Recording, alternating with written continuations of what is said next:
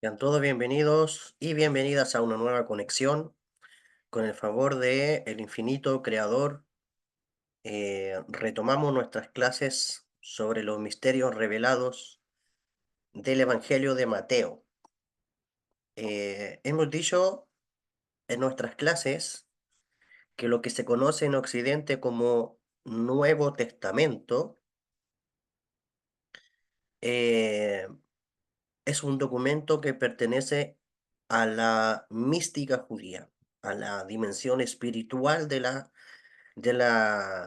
Torá, es decir, a la espiritualidad del pueblo de Israel.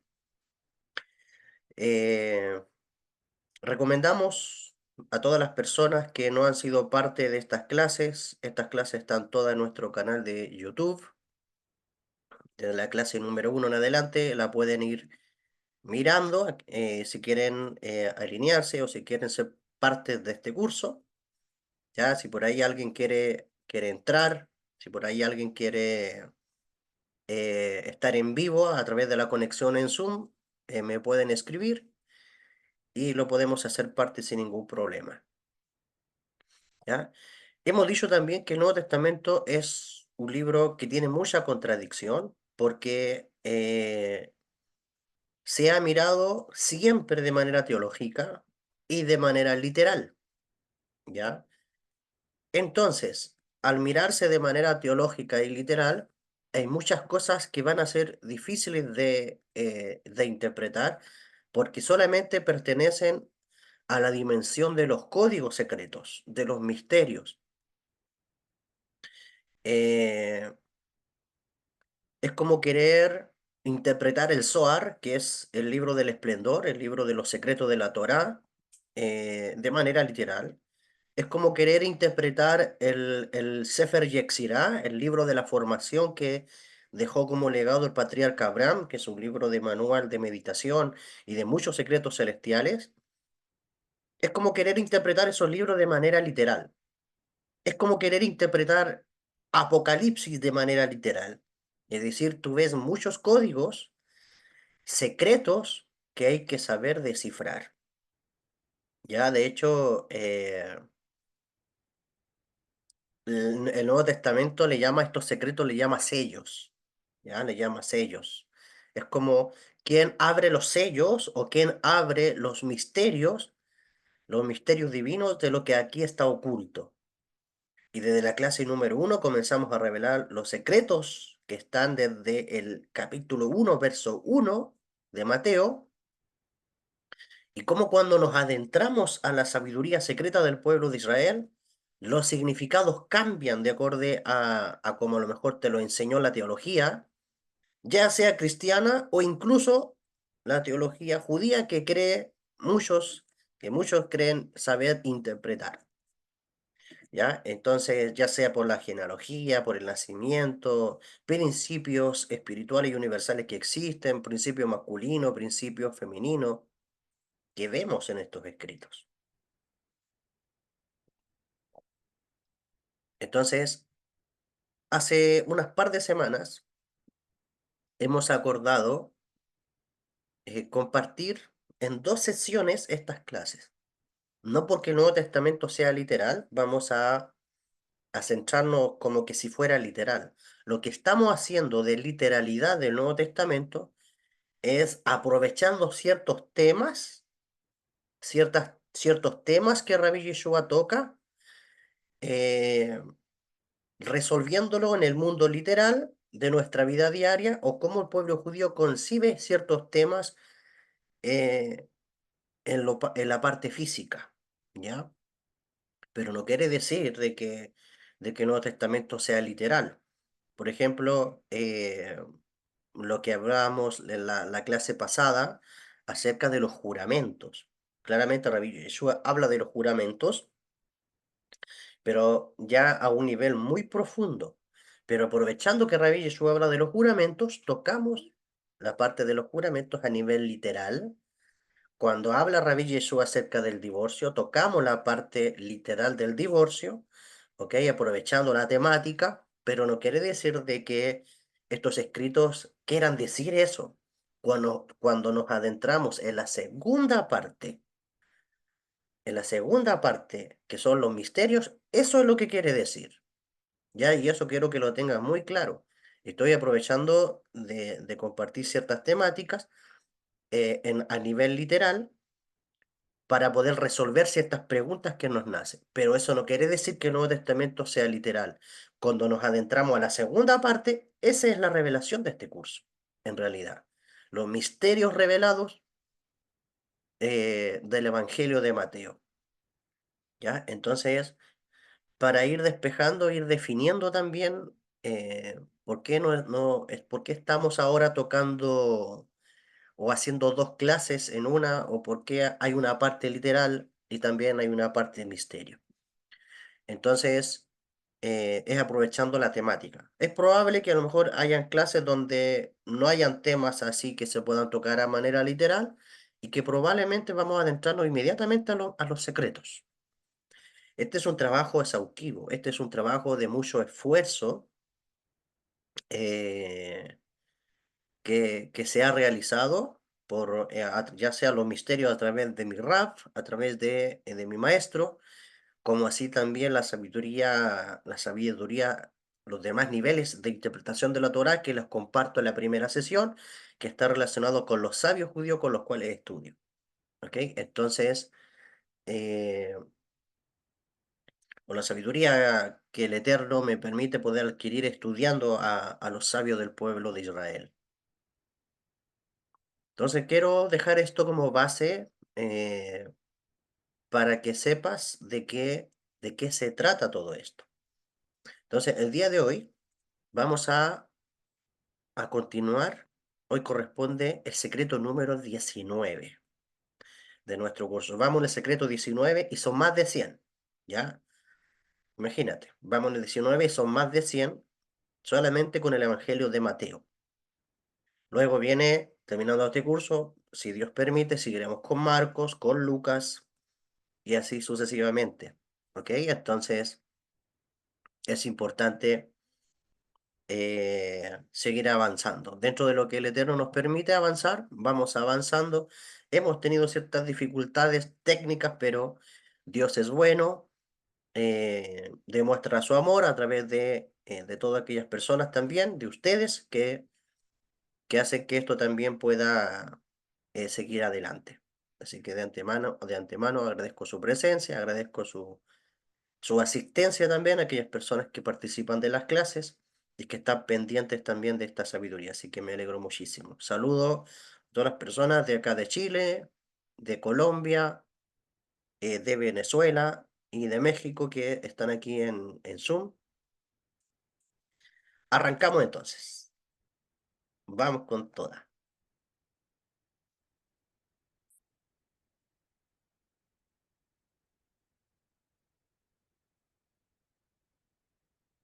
Perfecto. Nos adentramos. Secreto número 19. Hoy es la clase 20 de nuestro curso Misterios Revelados del Evangelio de Mateo. Vamos a ver cuál es el texto literal que se encuentra en Mateo capítulo 5, verso 38 al verso 42.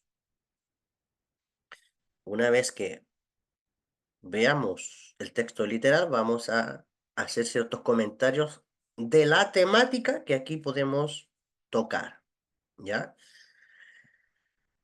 Oístes, dice el texto, y aquí está hablando Rabí Yeshua, oístes que fue dicho. ¿Ok? Las clases anteriores ya aclaramos cuando Rabbi Yeshua usa el término oíste que fue dicho. Y fue dicho en alguna parte, ¿cierto? Eso lo dijimos. Y siempre cuando Rabbi Yeshua dice oíste que fue dicho, o fue escrito, o así como está escrito, siempre hace alusión a la Torá.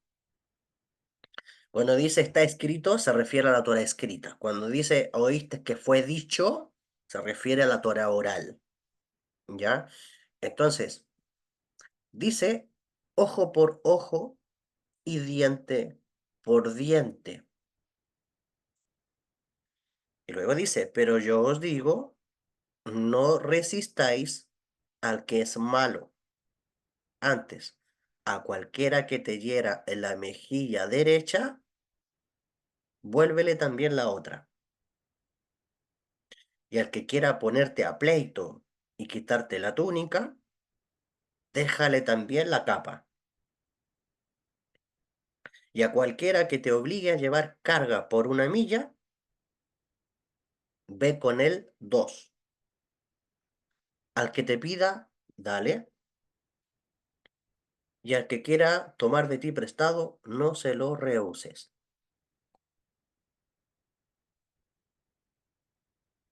Bien, aquí vemos un texto que pareciera, porque el texto que tenemos aquí presente está ligado a un pasaje de la Torá. Entonces, cuando Rabí Yeshua dice fue dicho, pues hay un pasaje de la Torá donde fue dicho. De ahí lo vamos a leer.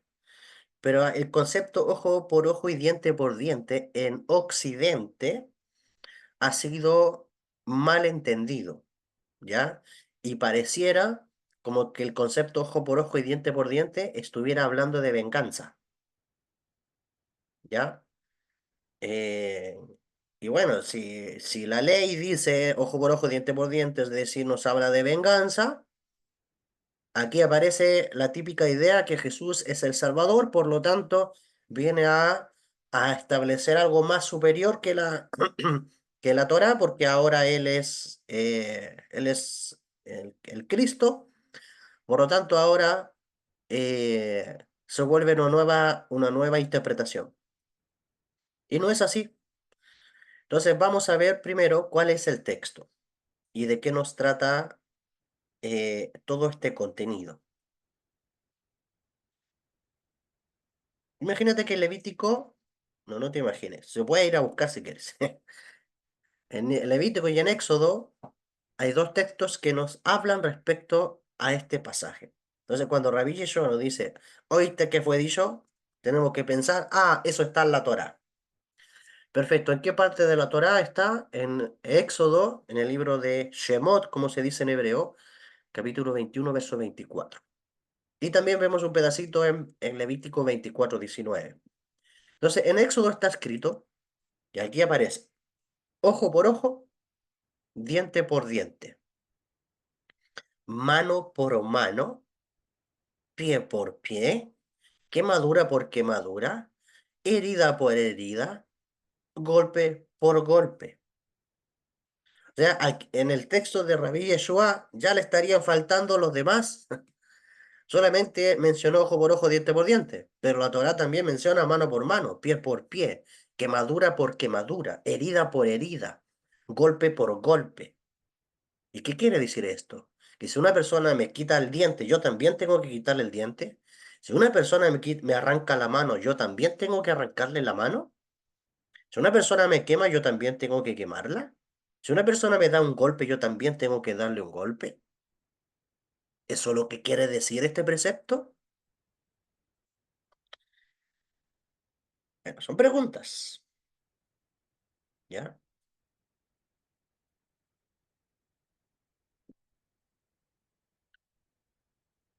Si bien una persona que no entiende los conceptos hebreos o los conceptos judíos, puede verse tentado a interpretar estas palabras fuera fuera de contexto, alegando que uno puede vengarse, ¿sí? Alegando que uno puede vengarse. ¿Será realmente que una persona se puede vengar? ¿Ya? Pero vemos aquí, en este texto, que el contexto es completamente opuesto.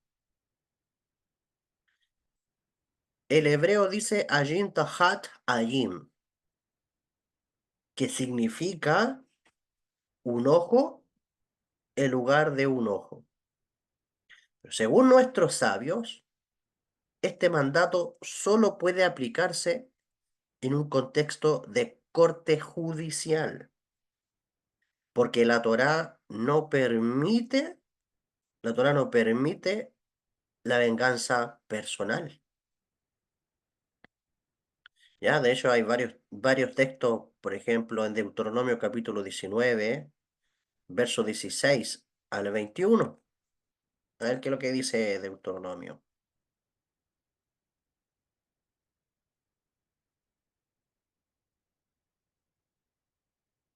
Ya, primero vamos a poner cómo funcionaba el pueblo de Israel, el pueblo judío. Antiguamente, en las ciudades habían cortes judiciales, corte de justicia, de hecho un precepto también de la Torá: pon jueces y policías en medio de tus ciudades. Entonces, cada vez que habían conflictos sociales, todos esos problemas de daños sociales, o con el vecino, o con el prójimo, heridas que se hacían, golpes o algún tipo de violencia o algo que ocurría, todas estas cosas tenían que ser resueltas por los jueces de Israel, ¿ya? Todo tenía que ser resuelto por los jueces de Israel. Entonces, dice Deuteronomio capítulo 19, verso del 15, por ejemplo, si leemos Deuteronomio 19, 15 en adelante, dice: no se tomará en cuenta a un solo testigo, supongamos que a ti te rompieron los dientes, yendo como a lo literal, ¿ya? No se tomará en cuenta a un solo testigo contra ninguno en cualquier delito ni en cualquier pecado en relación en cualquier ofensa cometida. O sea, no podía ir solamente un testigo. Esto lo dice la Torá, un precepto. Solo por el testimonio de dos o tres testigos se mantendrá la acusación. Es decir, que si a ti te ocurrió algo, tú tenías que presentarte a la corte judicial o al Sanedrín, la corte de 70 jueces que habían en Israel, y ver el caso. Tú tenías que llevar dos o tres testigos que verifiquen, testigos oculares que hayan visto realmente el daño que te hicieron. ¿Ya? Entonces, continuamos. Dice el texto de la Torá: cuando se levantare testigo falso contra alguno para testificar contra él, entonces los dos litigantes se presentarán delante de Hashem, delante de Dios, y delante de los sacerdotes y de los jueces que hubieren aquellos días. ¿Ya? Los sacerdotes, los días del templo, los sacerdotes y los jueces eh, de Israel, ¿ok? En este caso Sanedrín, con los 70 jueces, eran los que dictaban la sentencia. Pero también la Torá nos dice: y los jueces que hubiere en aquellos días. ¿Ya? Es decir, también tú tienes que poner atención que también en estos días también hay jueces. Una vez que el templo se destruyó, los sacerdotes ya no tienen esa función, pero sí en cada generación hay jueces dentro del pueblo de Israel que legislan las leyes de la Torá. En este caso vendrían siendo los rabinos o y los cabalistas, ¿ok? Que legislan ya sea las leyes de Israel, ¿ok? Las leyes halágicas, como llamamos, o también las leyes superiores en el caso de los cabalistas, aquellos que saben interpretar las leyes del cielo. Eh, continuamos. Verso 18. Deuteronomio 19, 18. Y los jueces inquirirán bien, y si aquel testigo resultare falso y hubiera acusado falsamente a su hermano, entonces haréis a él como pensó hacer a su hermano. Imagínate si había una acusación falsa. Y quitarás, dice, el mal de en medio de ti. Y los que quedaren oirán y temerán, y no volverán a hacer más una maldad semejante en medio de ti. ¿Ya? Y no le compadecerás, después dice: vida por vida, ojo por ojo, diente por diente, mano por mano, pie por pie. ¿Ya? Entonces, queda claro con respecto a este tema, a nivel literal, que tenía que resolverse en una corte judicial, en una corte judía, ¿ya? Es por eso que también tú ves en el Nuevo Testamento comúnmente este lenguaje, por medio de dos o tres testigos. Esa frase que usa a veces Rabí Yeshua o los apóstoles la están sacando de la Torá, porque en esa época también ellos eran legisladores, también eh, comentaban acerca de las leyes de la Torá. Por lo tanto, eh, eran casos que se daban. De hecho, antiguamente en las ciudades habían cortes no solamente en Jerusalén, sino que habían cortes judiciales de menos, incluso menos personas, 30 o incluso hasta 3 o 4 eh, personas que legislaban, dependiendo del sector, ¿ya? Dependiendo del sector donde fuera. Si era una ciudad muy pequeñita, bueno, había menos jueces. Si era una ciudad más grande, más jueces. Y ya el centro judicial estaba en Jerusalén, comandada por los 70 jueces del pueblo judío. ¿Ok? Hasta aquí, ¿cómo vamos? A ver, coméntame.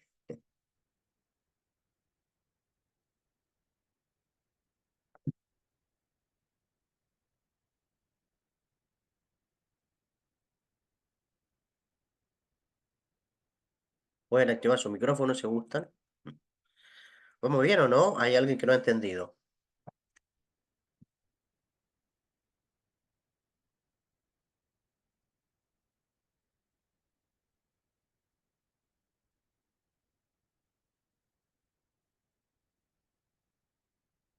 Gracias por confirmar, Miguel. Ya se corta un poco el audio y la imagen se congela. Bueno, Maestro, una consulta, lo que no me pareció que como di bien. Entonces, anteriormente sí había este tipo de pena para las personas, o sea, era como que sí se ejecutaba una venganza no, o no, cómo era, estamos hablando que no es venganza. pero Ya, anteriormente, no, tampoco.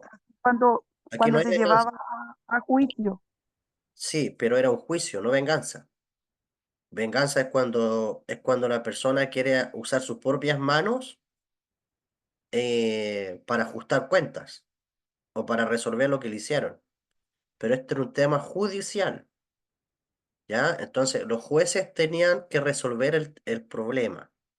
Ahora lo que hicimos fue tocar un caso de una persona que mentía, ¿ya? El tema es, ¿qué pasa si la persona no mentía y era verdad lo que le hicieron? ¿Qué se hacía ahí? ¿Qué es lo que viene ahora? ¿Ya? Pero no era un tema de venganza, era un tema de justicia, un tema judicial.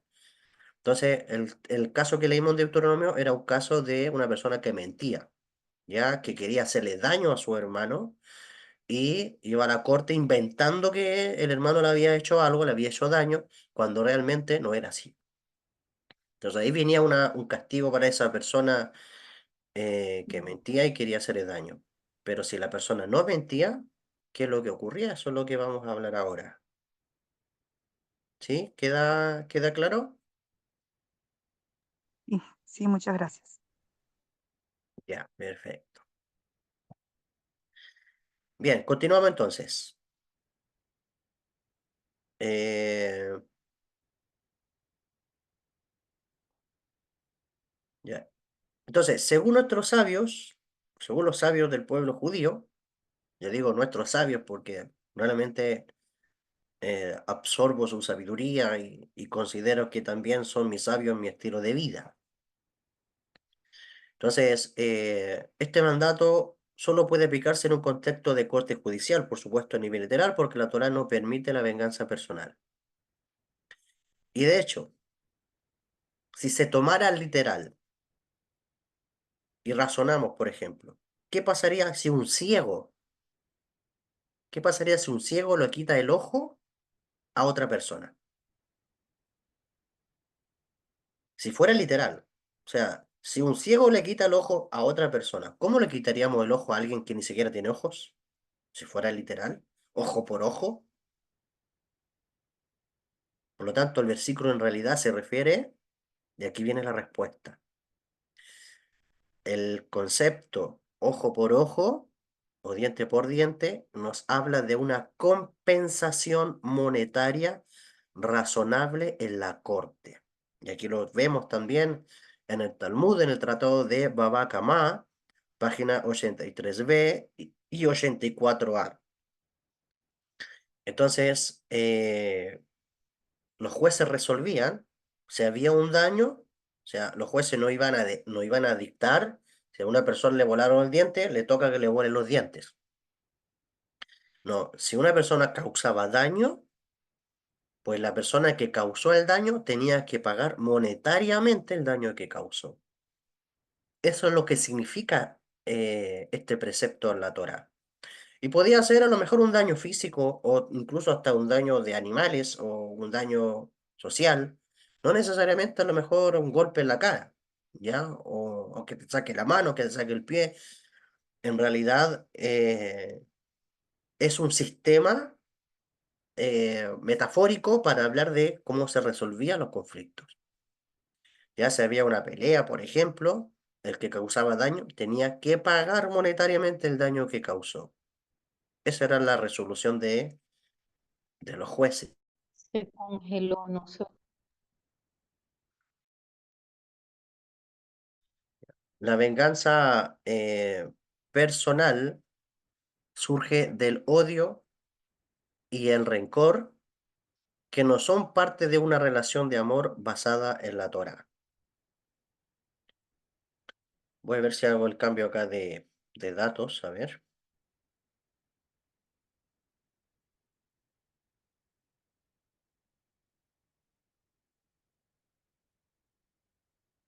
Ya. Dice Levítico capítulo 19, verso 18. Vamos a leerlo. Levítico capítulo 19, verso 18. No te vengarás ni guardarás rencor a los hijos de tu pueblo, sino amarás a tu prójimo como a ti mismo. ¿Sí?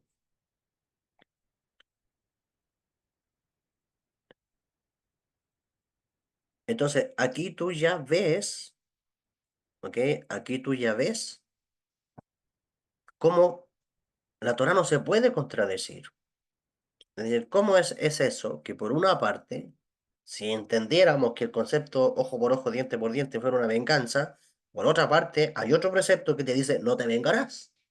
Suena como medio contradictorio.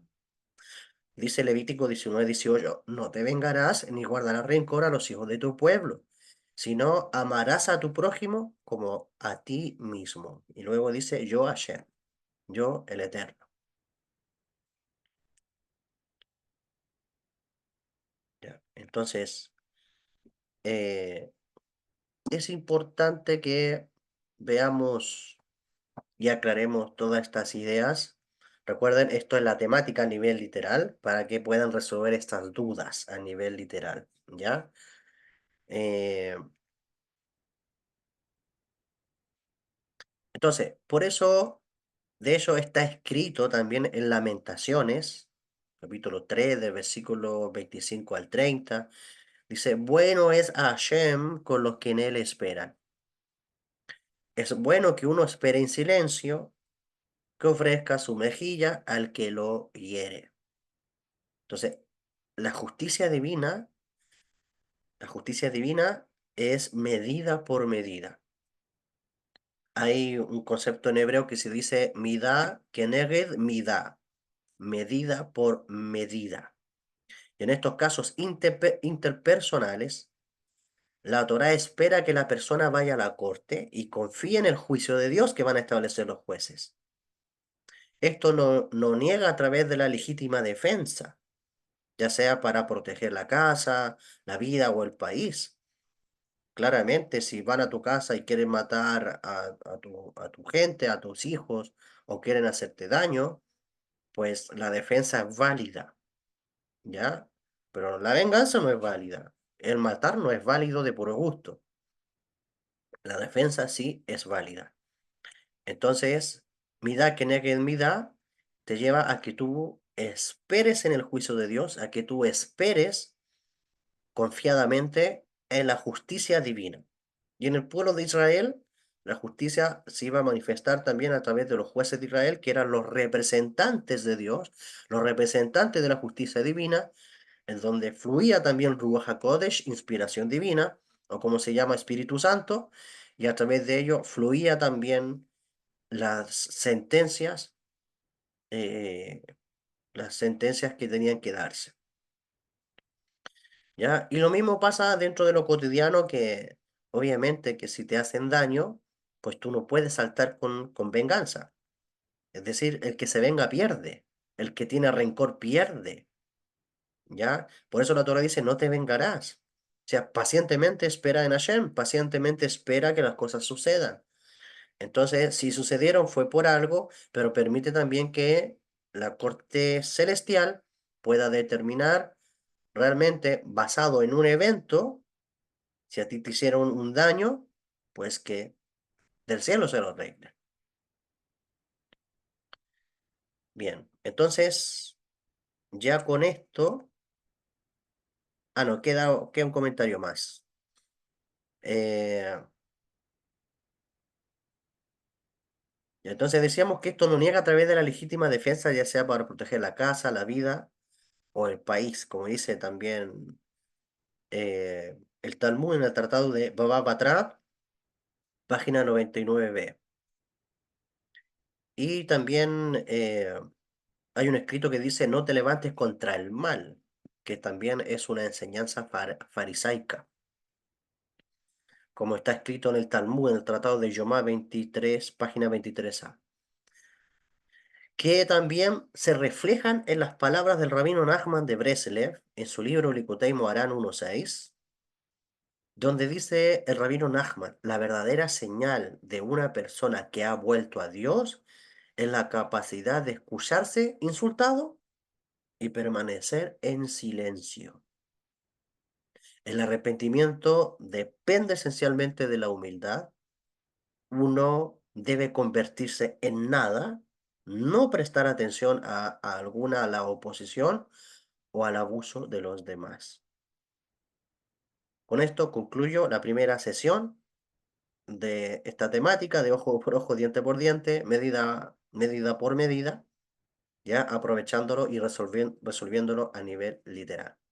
No te pierdas, porque ahora pasamos a los misterios que están ocultos, a la esencia, al alma de los escritos de Rabbi Yeshua, este gran cabalista del primer siglo.